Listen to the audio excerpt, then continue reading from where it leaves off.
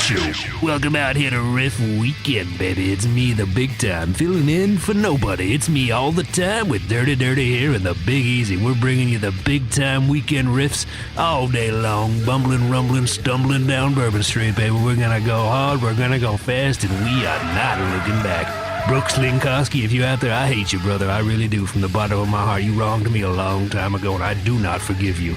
I'm feeling good, though. I'm feeling good. I'm feeling a little brighter because it's spring. The trees are budding. The riffs are coming, and we are ready to get after it, baby. But first, I can't get ahead of myself. I got to check in. We are the Dirty Duo, and I got to shoot it over to my man, Dirty, and see how he's doing. How you doing, Dirty? Oh, not good, man. All right, let's get to some riffs.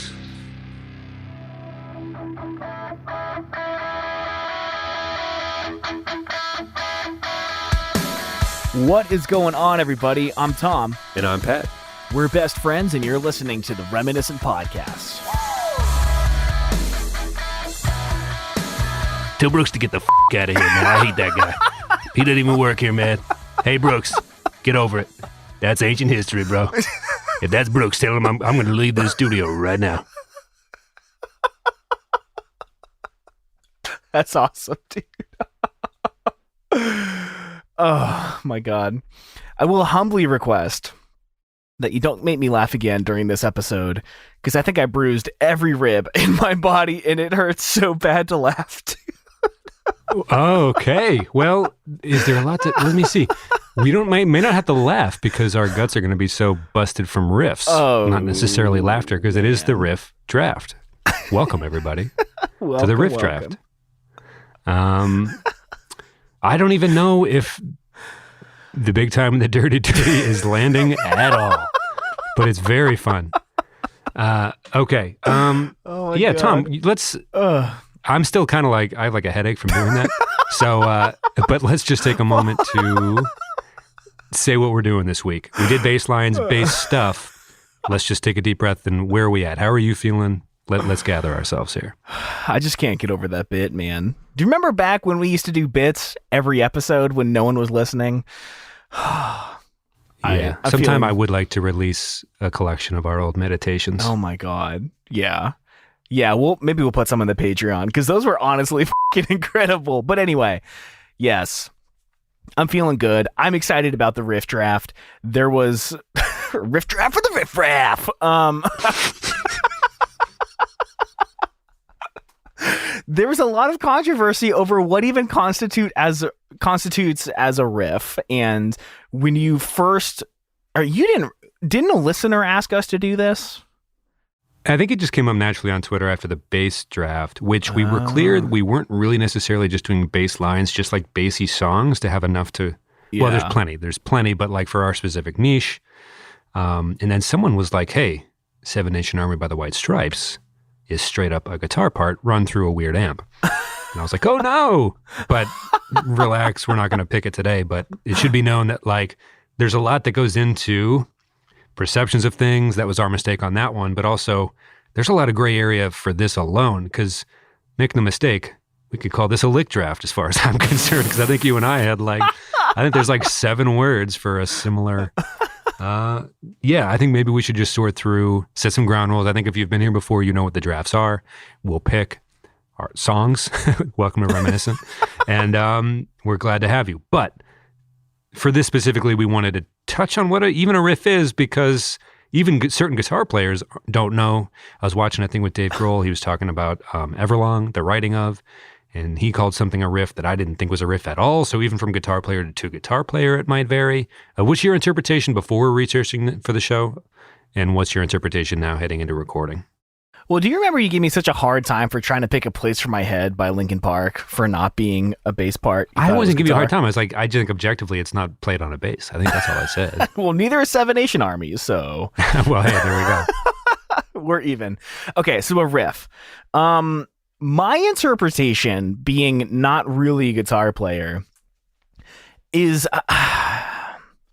Because I was trying to differentiate between like just a rhythm guitar part or like a lead guitar part, right? Yeah. And I just love the idea of like, now here's what I think a riff is, even though I'm not a guitar player, and then a deep breath, like someone just ready to make a big swing at a party, like 2 beers in, like I'm going to give you my opinion and you could take, you know what I mean? Like, I'm going to talk for a while after this deep breath. I just had to laugh at the comedic timing of that. Just like, granted, I don't know a ton about the subject. No, just kidding. Because neither of us really do. Because neither of us have like been a roadie.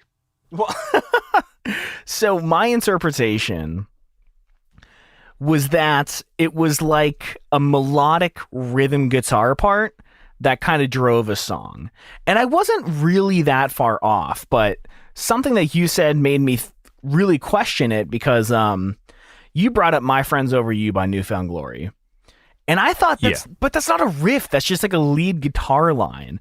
And I did a lot of digging, and everyone on the internet thinks that's a guitar riff. So I had to figure out what a riff actually is. You kind of zoned in on it being something that repeats itself throughout the course of a song is kind of the closest definition we could get to. So GuitarGearFinder.com states, if you're learning guitar, you will have seen or heard mentions of guitar riffs and guitar licks. And immediately I was like, there's licks now? Like, we have to further differentiate this? Okay. Guitar riffs are a big part of many styles of music, so let's look at what they are and how you can learn them. The main difference between a guitar lick and a guitar riff is how a melody or idea is used. If the idea is a key part of the song, it's a guitar riff. If it's a one-off idea that's part of a solo, it's a lick. So basically, a riff is a short idea in a song that's repeated over and over to form like the hook. But then immediately it contradicts itself and says, or it could be played only once in a song, but then it's a lick. So like it's okay. But I think the idea here is also like tweet at the show at _reminiscent FM for whatever we miss. There was a little chatter on the Twitter a couple weeks back after the All American Rejects episode we did on Dirty Little Secret, I believe, right? Mm-hmm. And that was, we talked about like, is that one of the better riffs of the decade? Like, because we always are surprised by the amazing global insano success of the All American Rejects. And should we put some credit where credit's due? And that kind of started the idea when we were talking about riffs on Twitter with some of the people who follow us. If you don't, join us there. It's great. We have some fun. But yeah, I think I'm glad you cleared it up because there's a lot. I guess I expect people to push back, and that's kind of what we want because we want to hone in on it, especially for the genre of songs we talk about. Right, because like I was trying to stay away from like the higher strings, and again, GuitarGearFinder.com states it could either be on the higher strings or the lower strings. It can be part of the rhythm part or part of the lead part, so it's very ambiguous. So this one's a little more direct. The bass draft was like songs that are loosely affiliated with like something about a bass being played during it. Because, I mean, we've all seen the Hard Times articles, like bass players get just big old dumps taken on their faces in this genre. You know, articles about like merch guy demoted to bass player and punk bass player finally works up the courage to ask about what the top two strings are for, stuff like that. So like, we just wanted to, there isn't a ton of source material there. Here's a little different. We might go 5 or 7 songs, maybe even 10 if we're feeling saucy today, depending. But I think we have some decent, right off the bat, the first few rounds are going to be a little tight, and I'm nervous but excited because we haven't done like, it feels like we haven't done a draft in a while, even though the bass one was maybe a month or 2 ago. Yeah, I'm excited. I always love drafts. I've been getting weirdly more and more competitive over time. But we'll start it off easy. Can you tell me what you think the most popular riff is? This is not from the era. This is of all time. Think of something you played with your toes, perhaps. Oh, Smoke on the Water, I guess. So that is credited as the most popular riff of all time. Everyone knows it. I don't think I could fight that very much at all. No, you're right. But there's one more. And this is apparently called the Forbidden Riff. Any idea what the Forbidden Riff could be? Stairway to Heaven? Yes! How did you get that? It's in Wayne's World. It's like there's a joke about, you know, no stairway in the guitar shop. He's like, oh, no stairway, denied. Not to just like, you know, I was listening to a couple of recent shows and I'm like, am I just Anchorman quoting shit to you all the time and relying on that to be like the humor for the show? I got really inside my own head about it. So like, yes, I've seen Wayne's World, but I'm not going to sit here and just, anyway. But yeah. I think that's an ongoing like in rock circles joke, right? Yeah. So I would have thought there would have been some AC/DC love on whatever the blog sphere had to say about riffs, because they seem to be a riffy. But we're not here to really dwell on those decades, perhaps. Right. But I could see why those would get more notoriety. They've been around for longer, and they're. So the only interaction I've ever had with a riff in real life, I guess, was my band The Good Fight, which we were just tweeting about them today, and a couple people were talking about that. The old band that I was in, I used to sing in, and our drummer was just a piece of shit, and I hated him so much. And once in my practice, he was like, "Guys, we need more riffs. We need more riffs, guys." And out loud, I was like, "Dude, f*** you. Our music's perfect." But in my head, it's I was so like, weird that a guitar player during practice made a cry for more. No, he was the drummer. He was the drummer. Man, but rarity. In my head, I knew more drum solos. In my head, I knew that he was right, and it made me wonder if we had any riffs in our music. And going back and forth between riffs and licks, I think we only had licks because we weren't good enough at composing to bring the themes back, I guess. I don't know. But now I'm like, damn, I wish we wrote more riffs. Everyone loves a good riff. Well, you were the lead singer, so you're like, I don't know about your guitar. I'm going to sit here and put my foot up on the... on the monitor. Right. Sorry, I was referencing a very specific Facebook photo of you, and legitimately forgot what a floor monitor was named for a second. But what Facebook? The light one, the light box. Yeah. You got some. You used to pour some sweat out on the stage a little bit. You used to be a little wild boy. I miss being a front man so much, so much. Ugh. Anyways, yeah. We'll have to do the voice draft next. No, I don't know. Best front person. Ooh, that might get dangerous. Let's shelf that. Okay. Okay. All right, you got some dice. I know you got some dice. I got some dice. Let me tell you about them. Okay. Please do. No. Okay. So are you going evens or odds? Oh, wow. We're not even letting new listeners know what the dice are anymore. Okay, they are wooden dice, laser cut with little clear marbles in the middle. Got a nice girth, nice hefty feel to them. Mm-hmm. Good dice. They got some body to them. Yeah. Got some weight. Got some whoosh. You know what I'm talking about. Okay. Hey there. Oh, hello. You say something dirty? No. All right. Any potential we had a new listener is gone by this point. Gone. It's too goofy. Gone. Okay. Let's roll the dice. Are you going to evens or odds? Give me odds. Okay. We got a 4 and a 2.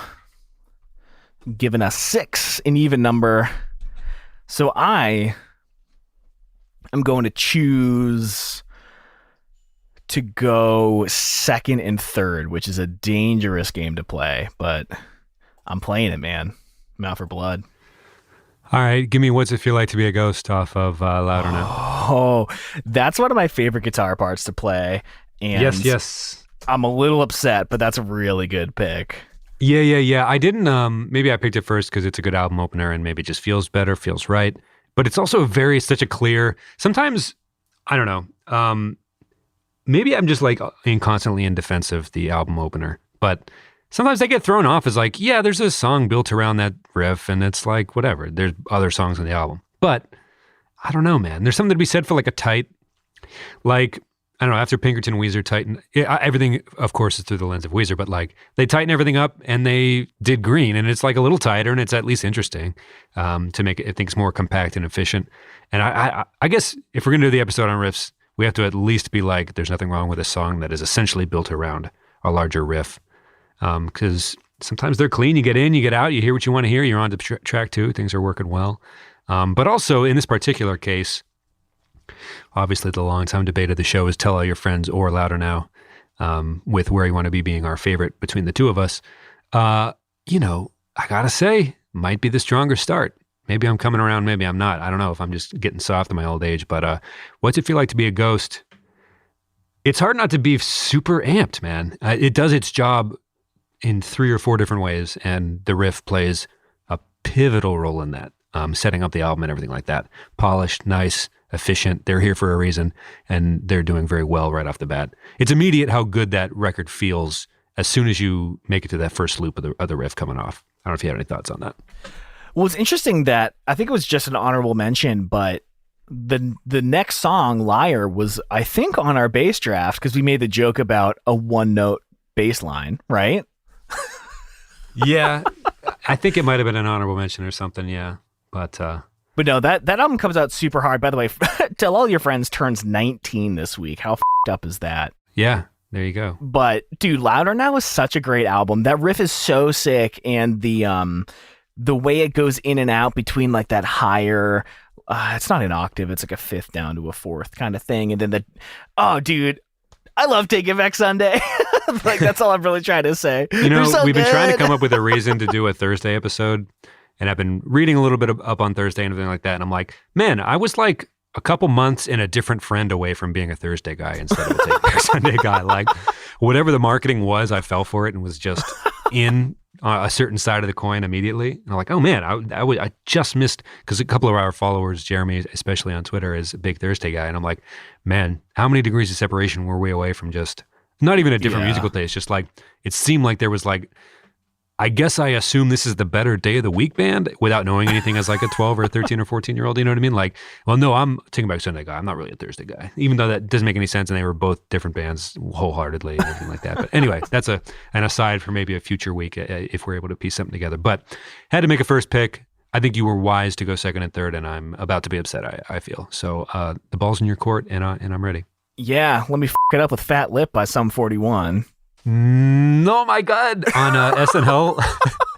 On SNL last week, Maya Rudolph was doing that sketch where she's like been there forever. And the throwback ghost band that she walks by in like the eerie haunted house version of the studio, it was Sum 41 doing their little super high jumps. She's like, Sum 41, back when music was music. And between that and the Now This Is What I Call Music Dad Rock CD, Sum 41's just taken crazy pandemic strays.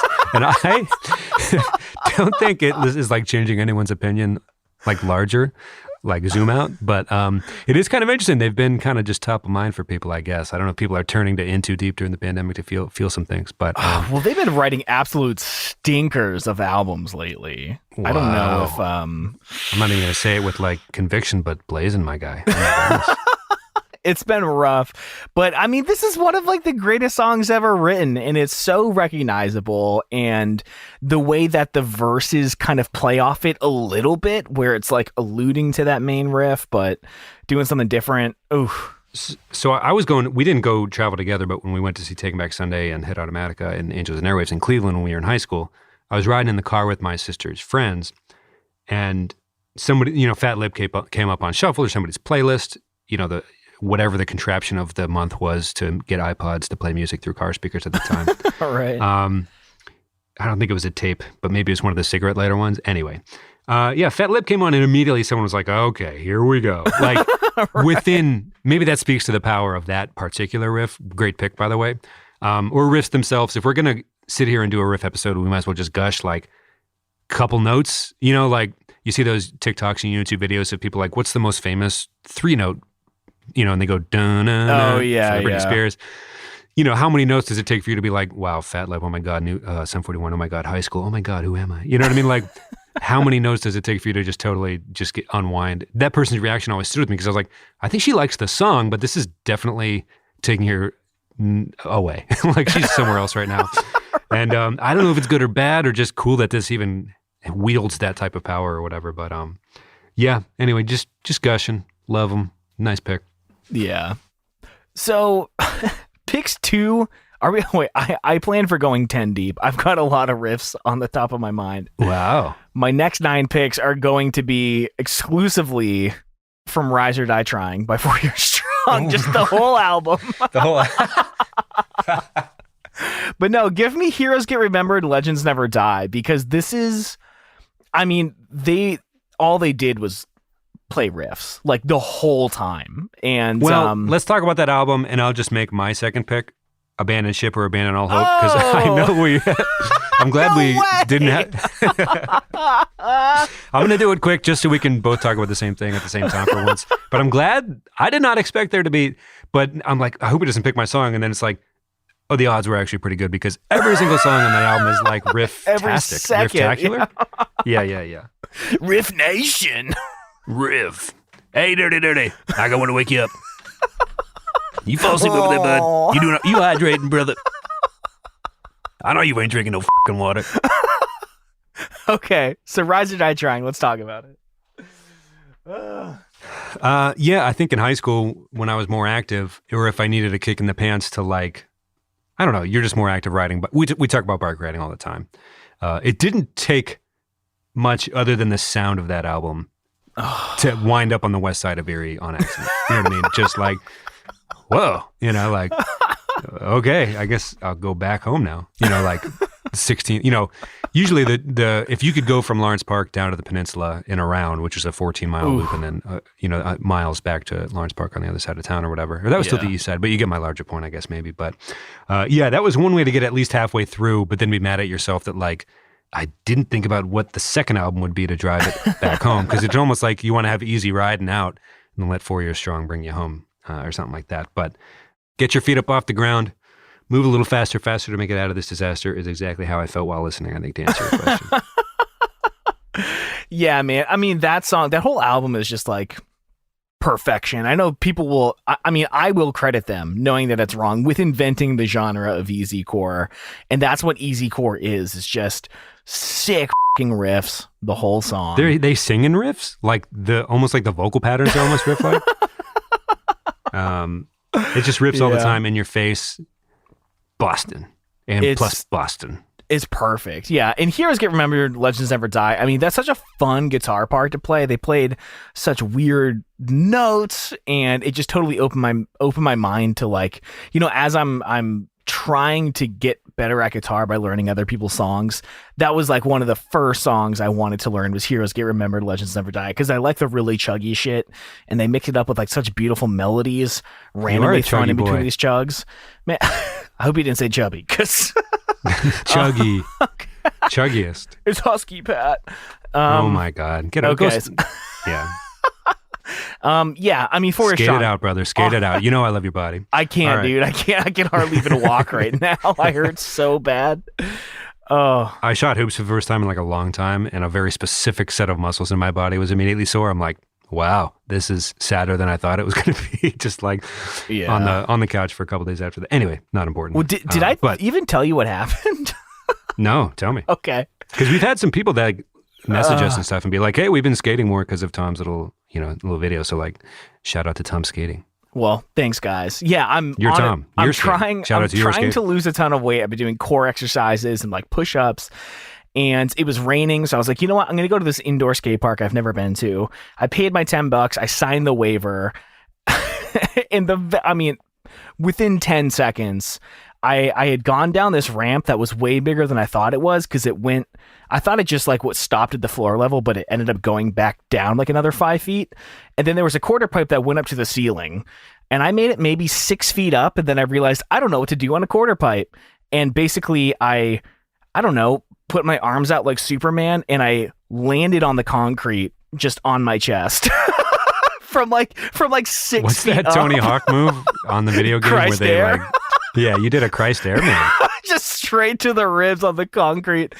And I broke my Apple Watch, and dude, no joke. That's not good. It was the first thing I did within seconds of signing a liability waiver. And I tried to skate it out. I skated for like another 20 minutes. And then I was just like make it seem like you weren't that hurt, even though you were dying inside. And then I cried all the way home because I thought I blew a lung or something, dude. Oh no! Like I thought a lung collapsed. Oh no! Everything hurts so badly, dude. Here's a question: terrible. Is skateboarding a riffy activity, or is that mostly bike and just pump it out? Is skateboarding you have to have a little groove to it? I can only skateboard these days to the stories so far, and they're pretty riffy. So I'm gonna go with yeah. Ooh. Tweet at us at _reminiscent FM. It's either that or Run the Jewels. I don't think they're riffy, but dude, all right, yeah. They get me fucking moving. What a good riffy activity. Yeah, live in the garden. Live in the garden. Live from my number 3 pick. That was awful. Sorry, everybody, for everything. As always. Okay. I remember in college. One more point about 4 Years Strong.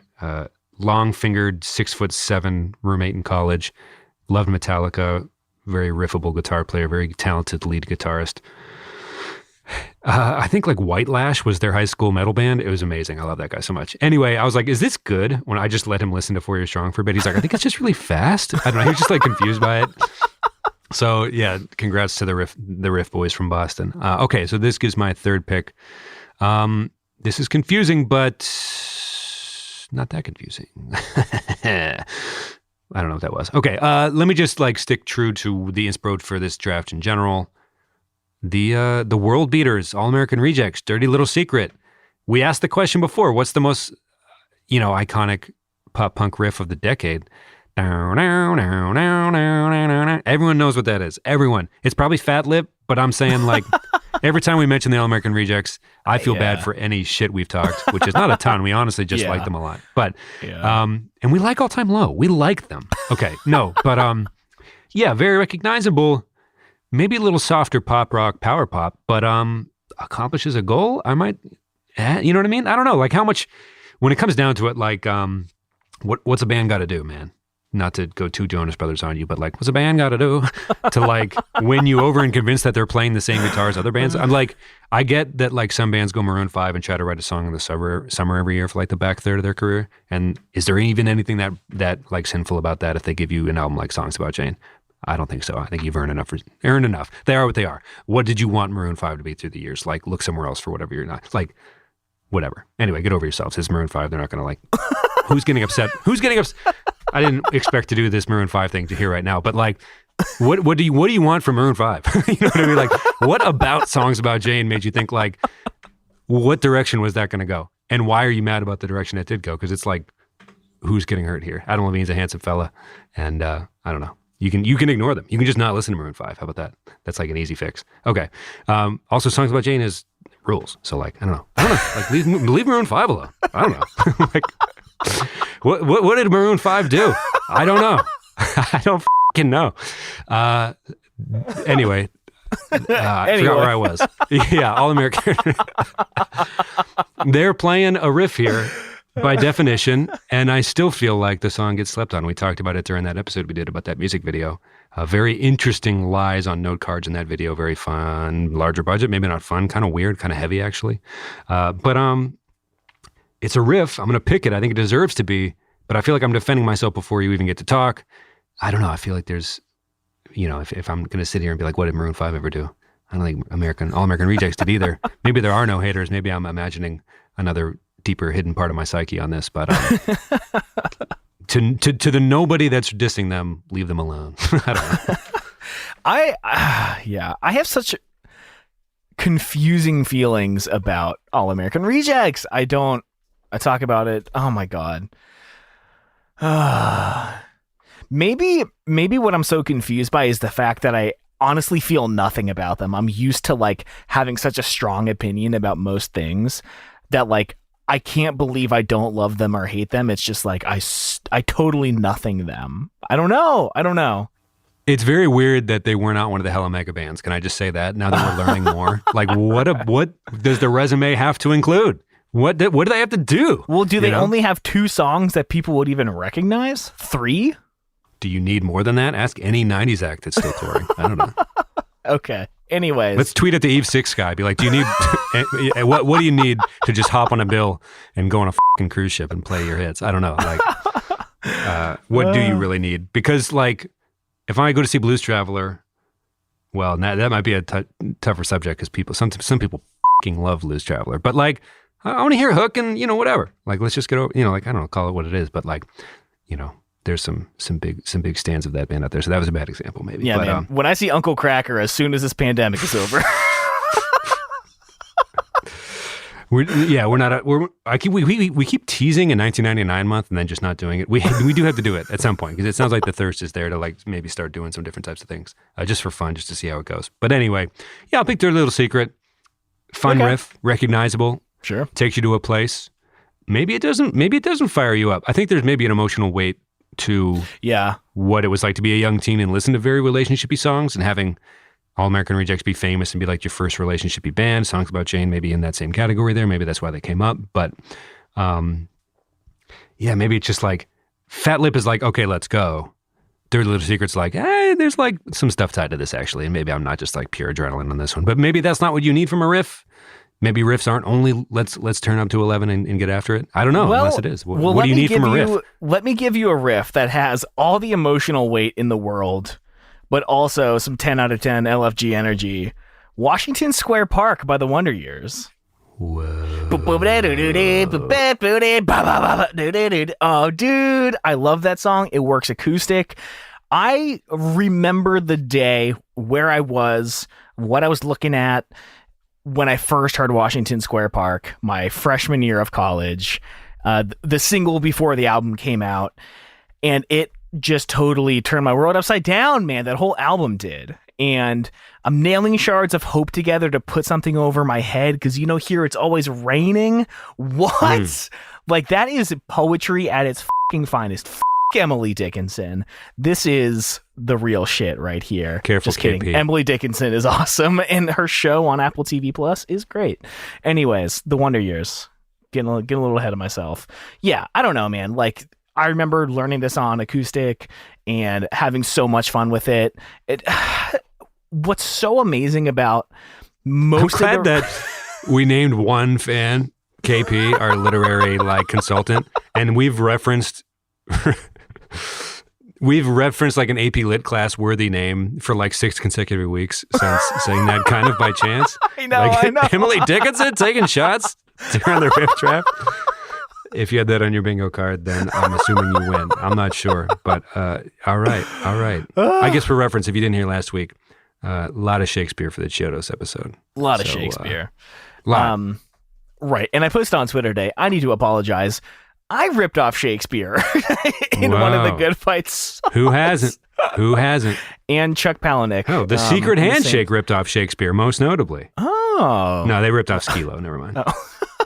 So anyways, yeah, the thing that I love about, with the exception of the 4 Year Strong songs, like how simple these guitar parts are, but just no one had done them in this order, in this way. Like, it's not, Dragon Force shit. Like, the average person could play this, but no one Can thought we go to a do week it. without mentioning fucking Dragon Force?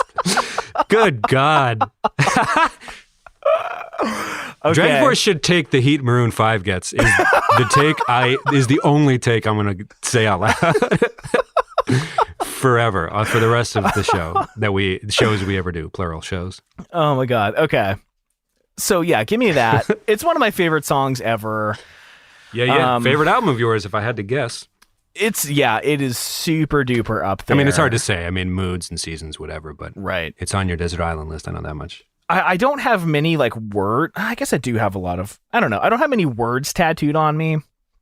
And one of the phrases is a Wonder Years song. I almost got "Get Stoked on It" tattooed across my collarbone line, like everyone was getting done in 2008. Almost got "Get Stoked on It," but the money just wasn't there. And honestly, I would not have regretted getting that. Based on the ones you have now, it would surprise me at this point what you would regret. Hey friends, I hope you're enjoying Riff Weekend, but let me break in for a quick second to thank our emo elders. These are our top tier Patreon supporters. In this group, we have Andre Prevost, Johnny Leftwich, Jason Carey, Anonymous, Chris Lukey, J.W. Johnson, and newly joining just the other day, Nathan Eshelman. Let me know if I'm pronouncing that correctly. Thank you all so much for supporting the show. It really does mean a lot. Thank you to everyone in our Patreon who's helping out.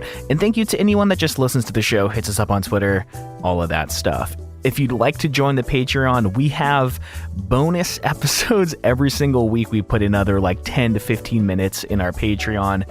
We have monthly video AMAs, giveaways, and all kinds of behind-the-scenes photos and videos and insights into secret projects in the Patreon. You can check that out at patreon.com/reminiscent. But let's get back to the episode. Thank you all, and we love you so much. Okay, next up, give me Misery Business by Paramore. Cole on Twitter just spat out his drink. That was one he put on. He's a big... He might be our in-house Paramore stan. Yeah? I think so. I don't know. Tweet at us.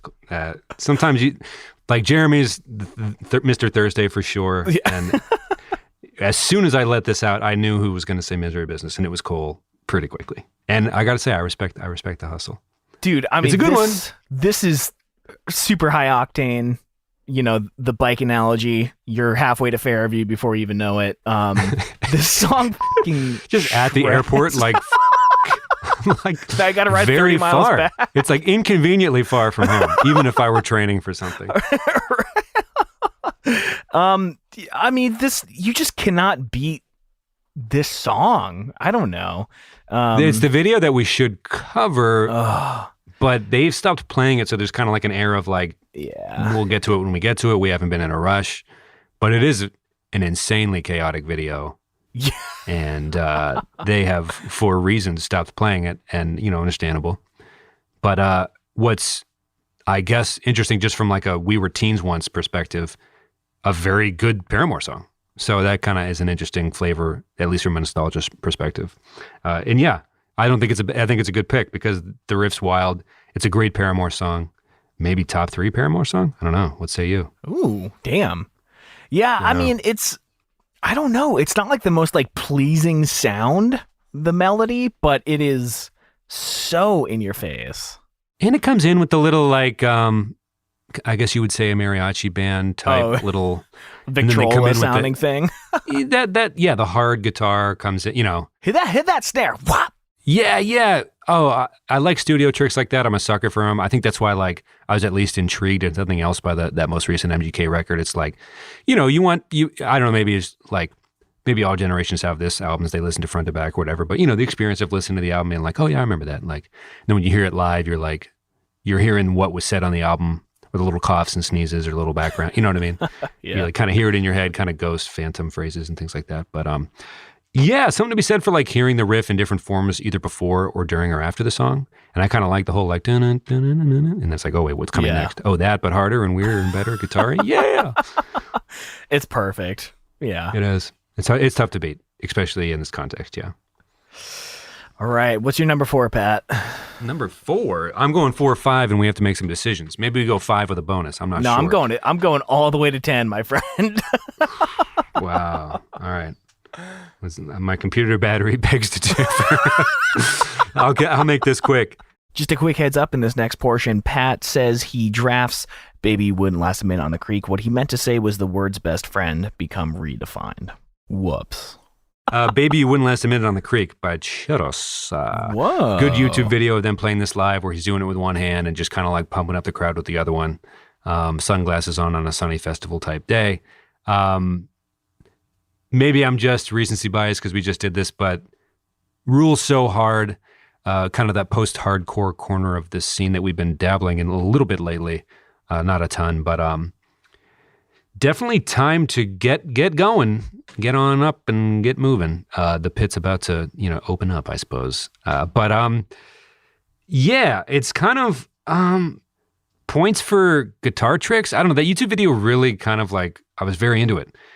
Seeing bands do stage tricks that like, I don't know, we talked about this before with like Fall Out Boy Paramore, spins and jumps and tricks and, like stage tricks that aren't new. Mic swinging, you think of the Who really all time, but we think about Take Back Sunday, for example. Like none of this is really, there's only so many things you can do with like 2 guitars, a bass, in a drum kit or whatever. But yeah, there's something to be said for being able to play something with a trick of doing it one-handed or whatever and just doing it in front of a crowd. A riff that can be also a crowd pleaser and kind of do a bunch of different jobs at once, I think. There's something to be said for that.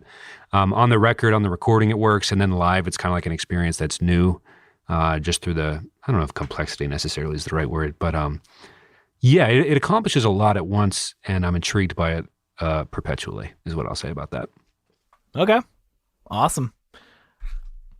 And I get another pick, I guess. Yep. Yeah, I mean, we just did the episode, so I'm not going to just repeat all my points. I'll keep it moving. Give me The Suffering by Coheed and Cambria. Ooh, whoa. Yeah, I'll stick in this corner of the scene I don't go very often. But the big notable metal band that is the hardest I usually go of Coheed and Cambria. Yeah, The Suffering, a little later career, a little less screeching winged dragon beast dungeony than maybe In Keeping Secrets was. But The Suffering, there's nothing wrong. I mean, like, if Blood Red Summer was on that, the In Keeping Secrets, then, like, again, I don't know, maybe the Maroon 5 argument in disguise, like, I'm not mad about it. If they have it in their arsenal and they do it well, then do it. The suffering rules. And it's got a crazy good riff at the beginning. It starts off really strong. Them, and I think maybe the guitarist from My Chemical Romance flexes every once in a while, but some of these bands are just like, all the Hard Times articles are true. Like Blink, for example, like great songwriters, maybe not the best, technical players, whatever. Self-admitted, not breaking any ground here. Not really even trying to do a hot take. That's just the way it is. But some of these bands could flex a little, and Coheed, sometimes they would go, I always mislabel pinch harmonics and things like that, but just like, just shredding. I think, right? Like we're allowed to, I mean, we're not talking about Slayer or whatever, but like getting after a little bit. And I think some of those bands, like there's the pop punk bands that we all love and 4 Years Strong, just playing quickly, like my metalhead friend in college was suggesting maybe. He's wrong. But it's more than just fast. For sure. But I think the larger point here is like some bands would just kind of let their dudes go, like a basketball coach letting his guard play to his strengths and not really within a system or try to confine him. Like Coheed totally would kind of let, I know you came in for that March Madness. March Madness is top of mind. No, but I mean, like, they don't try to confine anybody. Coheed just kind of lets their horses run a little bit. I'm mixing metaphors like really inefficiently at the moment, but he's allowed to flex a little bit. And this is an example of him maybe doing it a little tighter, a little more radio friendly perhaps than In Keeping Secret stuff. But I enjoy it and I like it. And it's a good riff. Wow, boom, boom, boom, boom. I don't know. I'm feeling good just thinking about it, honestly. Big fan. So I'm going to pick it. I'll pick it.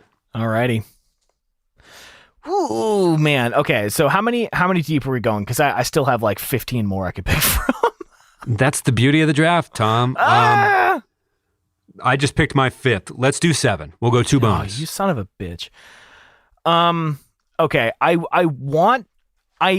will actually pick Days That Shape Our Lives by Me vs. Hero, but it's not on Spotify or Apple Music, so we'll make it an honorable mention just because it can't make the playlist, which is a shame. Wait, which numbers are you picking right now? I'm picking 5. Okay. But I'm not 5, picking. 6? But I'm You're not picking picking 5, 6? Me vs. Hero because I can't. I don't know. Okay, that's fine. I mean, like, I don't know. I'm. That's the first time you've ever spoken to me in that tone on the show. I'm like, that's okay, man. No, don't worry about it. No, yeah, you're going 5, 6 though. Yeah. Okay. The beginning of, Ocean Avenue is a riff, right? Totally. Don't. Right? If you're saying you go 15 deep and that's your 6th pick, I don't know how deep your 15 really is. I mean, like, it's fine and it's a great song, but is it the riffiest? This is the riff draft, Tom. I know, but this is like, you picked fucking that Newfound Glory song for the bass draft. I didn't pick that. Yeah, you oh, that's true. Hey, this is a song all about basses. Dom, dom, dom, dom. Oh, I just love it. I love what they're doing with the instrument there. That's a fair point, man. That is very fair. Yeah, pick it if you want. It's recognizable. If nothing else. I mean, it's one of my favorites. And it leaves some of my favorites on the board. So yeah, pick away, my guy. Okay. I keep saying, I'm not really a my guy. It's one of those things where people say bro ironically, and they end up just saying it. I think through the show, doing as a bit, I'm going to slow down on it. I'm just like trying to say it out loud on record here. And I got you, fam. Okay, thanks, fam. I'm going to back off a little bit. Yeah, I don't know. Did I ever tell you about that in college? A guy came in hot. He lived down the hall from us, and he was he would always be like, he would say things like things I won't say, but one of them was, he was a big my guy, and he would say there was like a historical bombing. I won't name it, I guess, but he would say that historical event on my life, dude. That on my life, man. I'd be like, what the hell are you talking? What is your life? And just coming at you with sayings you wouldn't even think to say. And I'm like, not only isn't this said by anyone else, like it just really was like odd. So we were out kind of on this like trail near campus where people were indulging in items. And I was like, yeah, what's the deal with that guy? I just don't really understand what the hell he's ever talking about. And it really, rubs me the wrong way or whatever. I was being pretty mean. And he was the person to my right handing me the item.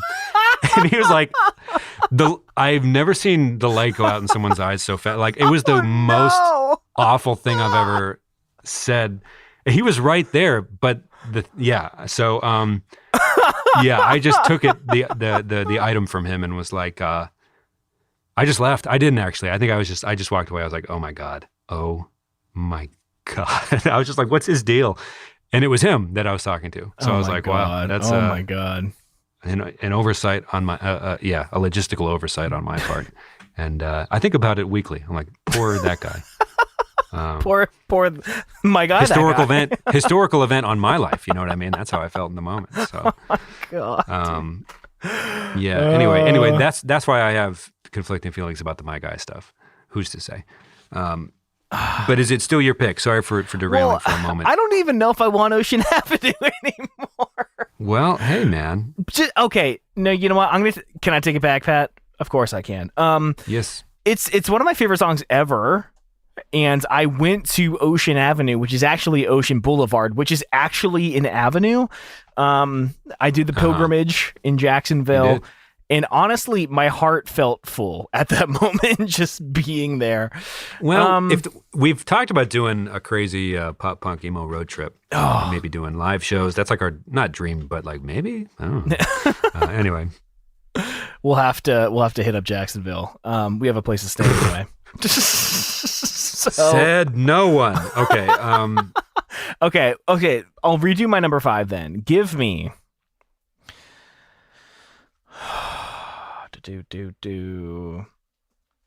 See, now you've kind of got me thinking there has to be a level of complexity to it. I'm just saying it is the riff draft. That's all. That's all. Okay. Shit. I really like the guitar part on Teenagers by My Chemical Romance. That was an early song that I learned. Ding, ding, ding, ding, ding, ding, ding. That song's so fun. I know that people hate it, but it's so good. And the guitar is so fun. Not overly complicated. Again, accessible to like a newer guitar player.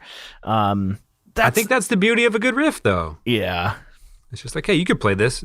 Our band could be your life type stuff. So give me that one.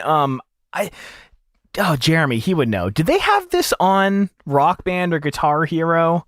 I don't remember, but I do remember trying to learn it. I'm 70% sure the answer is yes, but yeah, tweet at the show. Okay. Next one. Okay. Man, there's a lot here, but I want to pick something that's going to piss you off. If you don't hit this one now, I'm going to pick it next and upset you in return. Is it Dysentery Gary? No. Oh, I think I like that one. Hard not to. Is it a riff? Dude, I'm like losing my... I don't know, Mr. 15 over here. You got to pick. There's no time limits on these things, obviously, because we derailed the show so often, but I'm gonna have to call it in here. Oh my God. Give me Dysentery Gary by Blink-182. I don't know if it's a riff, but I sure do love it. Was that off Enema, man? Oh shit! It's goddamn. It's not even. I had 2 Enema picks on my list here. Shit. Well, that makes. Damn It is out the window for that reason, but that was one of the main ones because I was like, if he picks that, I'll pick Damn It. But then I'm like, wait, none of them are technically eligible. How do I pick something for Enema every draft? I know. Actually, yeah, man, it's weird that it's still a problem. But I'm like, so you said, I'm like, oh, haha. But like, well, really though, we should have remembered by now. Oh my God. All right, let me try for the 3rd time. Oh, God damn it. Oh, I know what you're going to pick. You know what? But give me Downfall of Us All by A Day to Remember. I think I picked it on the album opener. It might have been the first one. That's a riff. Super recognizable. It's just very chugging, accessible as well. But very accessible. Chugga, chugga, choo, choo. That's a really good one. We did a poll about like Leaving This Town songs, and I didn't realize Day to Remember was such a good I Hate This Place band. I hate this town. It's so washed up, and all my friends don't give a f***. Oh yeah, they're a Get Out of This Town band. Yeah, for the Downfall of Us All, I'm like, yeah, I sold my soul to the open road. This guy's wrote this about me. The classic, like, I'm not as hardcore as this person, but I'm relating way too much to a song that really I can't relate to at all. Yeah. Like, that's so funny you mentioned that, Jeremy, because I just sold mine to the open road as well. So this song's coming to me at a great time. Jesus. Okay. It's similar to Misery Business where they do it vocally before. And I mean, it's kind of iconic, I guess, at this point, because it kind of defines all the breakdowns that would come for like during a 7-year period. Yeah. But yeah. Yeah. Accessible, but it gets you there if there is a place you're trying to go. Yeah. So you have pick number 6 coming? Yes. Lay it on me, brother. No, I mean that I picked Teenagers and Downfall of Us All. Oh, gotcha. Hug me, brother. All right. Let's do this. I'm doing 6, 7. So I have some moves I got to make here because this is my final 2 picks. We haven't picked My Friends Over You by Newfound Glory, so I'm gonna. Oh. Okay. Like that's an oversight. I'm just gonna take advantage and snatch that real quick before the clock runs out. If that's okay with everybody. Music video is kind of an intro to the band one. Otherwise, we probably would have done it by now. But no, I'm like, should we just do it anyway? We got to do this music video. It is incredible. I was on. Is there a good music video for like Hit or Miss or anything like that? Some of the earlier hits, maybe. I don't know. I've been on a Newfound Glory kick lately, and I was watching a lot of their acoustic performances on YouTube and everything like that. I'm like, man, I love those guys. Anyway, good riff, great song. Maybe my favorite Newfound Glory song. Nah, it's the story so far, but second favorite, maybe top 3. It's in my top 3 Newfound songs. And for my 7th and final pick.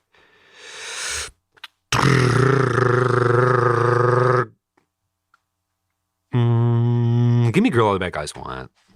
Just because it's one of my favorite songs of all time. Wow. Pretty simple, just kind of there's nothing too complex, but see, that's a larger discussion maybe about like, I can't really be talking shit about Ocean Avenue because this isn't much more complex, but it's like plucking strings and not necessarily power chords or whatever, but like really how much is that harder than the other? How are we defining licks and riffs and everything like that? So I can see your point about, if you want to pick Ocean Avenue next, I get it because really this isn't that much more complex, but like you kind of know when you hear it and it drives the song and it's a driving force and it's relatable and it's fun and it's good. Really fucking good. I love it so much. I don't know if you have any thoughts on that. Yeah, is complexity a must? I don't know. But recognizability is a must as well. So, right. Lots to consider. I don't think we're closer. I don't think we're any closer, to be honest.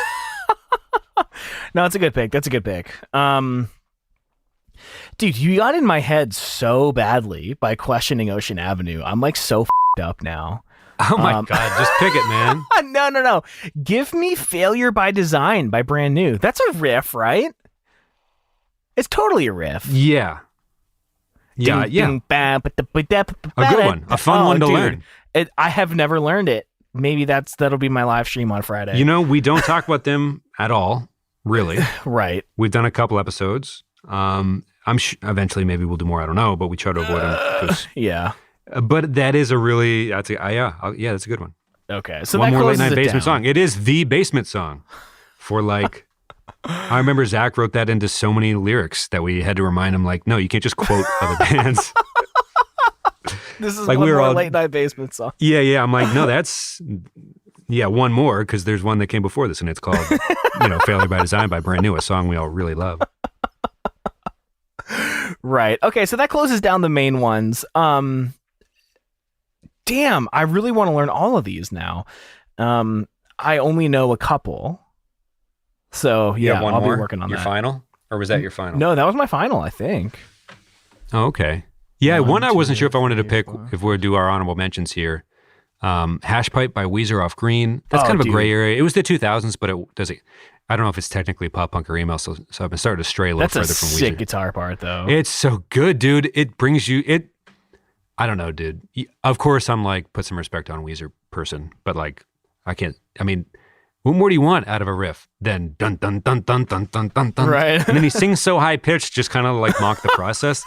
But it's like, they like kind of dare you not to enjoy it or something. I don't know what it is about that song that's just like, you got your big jeans. They reference gene codes. Like, yeah, man, there's a time period happened and then ended at some point. But yeah, I've got my big jeans. Gene codes are coming back, dude. They never left.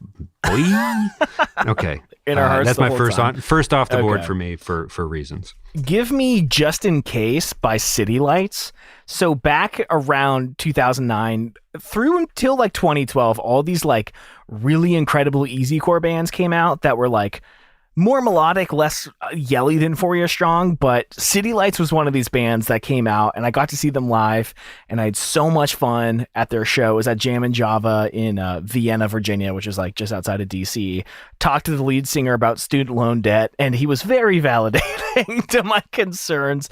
But no, it's so funny because this song, like, they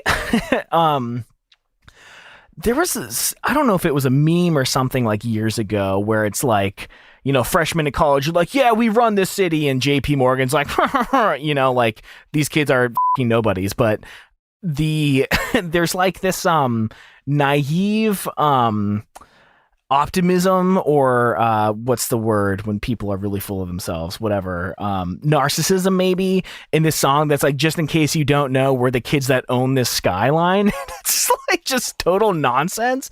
But I was really into like the fixie bike scene in DC at this time, and I rode my bike so fucking fast up those Northwest hills on a brakeless fixed gear bike to this song, and it gets me so hyped. Very breakdowny, super cool little melody. City Lights is dope if you've never heard of them. Nice. Here's one that was on the internet a lot. BYOB by System of a Down. I'm not sure that's a band that we should talk about on the show. A lot of you may beg to differ, but gets mentioned a lot, deservedly so. So just had to mention it in the honorable mentions, just because, you know, looking around, it's like, people, they've been in the news a lot over the last like 4 years or whatever. Kind of a rift in the band politically, but that's like this isn't the show for that.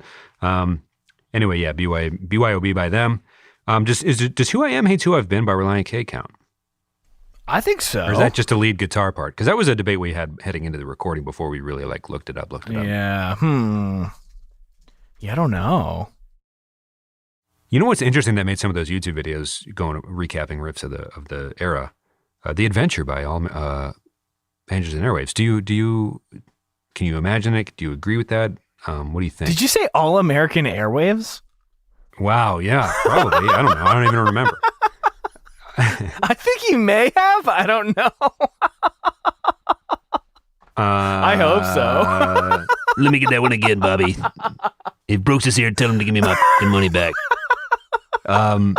Yeah, not give me, but a lot of those lists had The Adventure by Angels and Airwaves. Okay. And That would sound pretty good. No, I don't really got time for that. I don't have time, so it better have been good. All right, okay.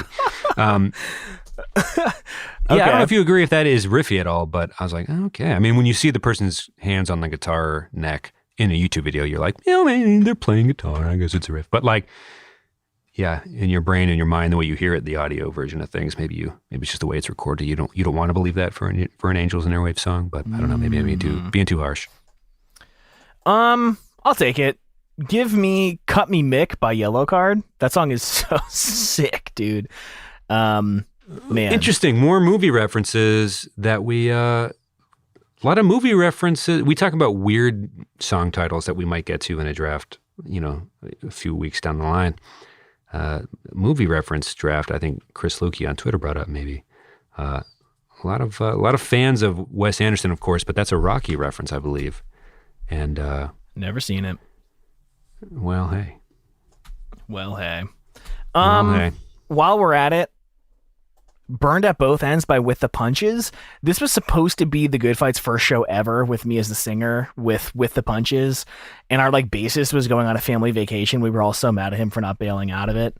But With the Punches was one of those really awesome bands that came out similar to Me vs. Hero, although they lasted a little longer. Also give me Days That Shape Our Lives by Me vs. Hero. It's not on Spotify, whatever. But one of these bands that had like a couple, maybe an album, an EP, and it was very breakdowny, but I just didn't have like the staying power that, I don't know, people came to, want and know from a band like 4 Year Strong, but super good riffs in there. Give me one more honorable mention for me. Accidents by Alexis on Fire. Again, one of those maybe on the bubble. I don't know if it's a riff necessarily, but yeah, it might just be a hype song. It's hard for me to really say, but yeah, that's why it did not make the cut necessarily. But yeah, there you go. Riffs, our riff draft. Well, Get on I got Twitter more. And let us know. I got more. Whoa, I got Mr. so 15. many more. Okay. Whoa, Me Versus Everyone by Forever the Sickest Kids. How didn't it get picked, man? I forgot about it. It was in the middle of my list, and I just... Yeah. Oh, so good. God, so that good. might be my favorite song of all time, and I only re-realized it because of the show. I love the music video. I love everything. There's no fat to be trimmed. It's the perfect song. It's so good, yeah. It's so good. And I think I said this before, but like the pandemic has given you time. Like, for example, I've read Friday Night Lights, the book, watched the TV show and the movie. Like I've consumed every version of Friday Night Lights you can. That's how long the pandemic's been going on. But sorry, to that point, I just sat down and listened to that Forever the Sickest Kids album, and I think I've said this in the show, but The Way She Moves is a banger as well. Oh my God, yeah. I'm like, hell yeah, dude. Yeah. Like, So good. Yeah. We talked So about them recently. Give me Mutiny by Set Your Goals. Oh, ooh, dude. I don't know if we did, Tom. Little teaser. Oh, that's right. Oh, no. Keep it in. That was a fun one. Yeah, that's... Yeah. We'll say nothing else about that. Thanks for being everybody. Okay, bye. Give me Backbreaker by Hit the Lights, another great band. I think I saw them with City Lights, maybe. I think Stick Stickly is technically a riff by Attack Attack. Count it. Anyway, Count it. I Do Anything by Simple Plan. Great album opener. Great riff. Yeah. Okay. Wow. Should have gotten picked. I'm going to come in You with... did go 15 deep. You got too hung up. I'm going to come playing out with mind games. Ocean Avenue by Yellow Card. We'll call it Sure. a riff. Okay. And if we're going to talk about riffs, we have got to talk about Chunk No Captain Chunk in Friends We Trust. We're going to close out the playlist with that song. Hey Dudes, Are You Ready To? What a polarizing and incredible, but also terrible song. Pat, if you've never heard it, it was an infamous staple of the scene for a little bit, and language on pop punk Facebook groups got really annoying when they were very popular. Anyways, maybe some listeners will know a little bit more even than me about it, because I kind of totally missed them, but caught them a couple years late. Anyways, all good riffs. Smoke on the Water. These are the wow. the real shit. What? Why? How is that the recap of what we all just... And in summation, Smoke on the Water. Deep Purple sucks. Okay, so we've... I'm excited You ever to be hear... like in a meeting and you're just like, wait, is that where we ended up? Like, whoa. I must have blacked out for a long time. Pat, I've never been in a meeting before. Hey, there you go. And we have, week after week, we've got the shows to prove it. Okay, so I cannot wait to hear all the incredible songs that we missed. Hit us up on Twitter at _reminiscentfm. You know what I'm realizing is we got to put, hey, don't brie at me on a t-shirt. There's some swearing after that, but we'll take that to the post show. Thanks for being everybody. We love you. All right, Pat and I forgot to give songs of the week, so I'm coming in the edit to let you know that Pat recommends the song Group Love by Deadline, and I'm going to give you You All Over Me, Taylor's version by Taylor Swift. On to the post show. Love you, Tom. All right, love you all. Love you, man. See ya. I hope you all enjoyed the episode. It's going to be so much fun to listen to these playlists on Apple Music and Spotify. Just maximum hype. So excited to listen to it. Check it out. You can find the playlist on our website, reminiscentpodcast.com/episode/217. But please reach out to us on Twitter at _reminiscentfm, and please berate us for all the songs that we missed. We'll talk to you all next week. Stay safe. We love you. Bye, everyone.